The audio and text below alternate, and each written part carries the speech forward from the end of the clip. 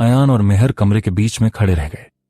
Trunk खुला हुआ, diary उनके बीच, कड़ा हाथों में, और कमरे में बस एक बात गूंज रही थी। तुम दोनों जुड़े बहुत पहले थे, मेहर ने कांपते हुए कहा।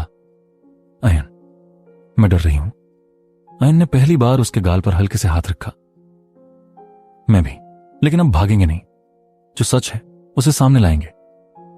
मेहर की आंखें अयन की आंखों में थीं। डर के बीच भरोसा, अनिश्चितता के बीच जुड़ाव, और बारिश की पहली बूंद जैसा इश्क जिसे दोनों महसूस कर रहे थे बिना बोले। पर अध्याय यहां खत्म नहीं होता। अयन ने डायरी खोली।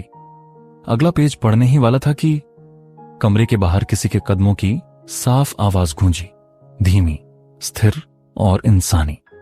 अयन और मेहर दोनों ने दरवाजे की ओर देखा।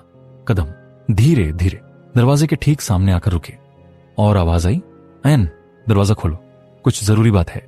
यह आवाज अयन पहचानता था, लेकिन उसने उम्मीद सबसे कम इसी की थी। वो आवाज थी उसके पिता की, और अयन का मुख सूख गया, क्योंकि उसके पिता कभी इस ट्रंक के पास भी नहीं आते थे। अयन के पिता सच जानते हैं या कुछ और छुपा है?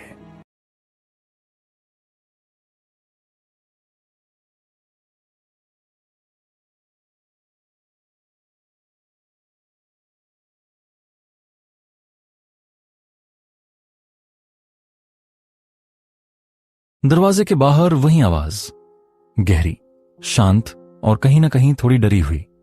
अयन दरवाजा खोलो, मुझे तुमसे बात करनी है। अयन के पैर जैसे जमीन से चिपक गए। मेहर ने उसकी तरफ देखा। उसकी आंखों में सवाल ही सवाल थे, पर अभी सवालों से ज्यादा भारी था डर। अयन ने धीमे से फुसफुसाया, मेरे पिता ट्रंक के बारे में कभी बात नहीं करते।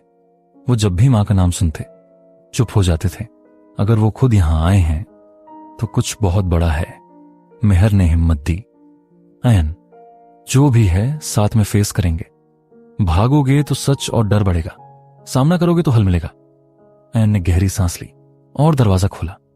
सामने उसके पिता, रात भर न सोए हुए, आंखें लाल, चेहरे पर एक ऐसी बेचैनी जो अयन ने पहले कभी नहीं देखी थी।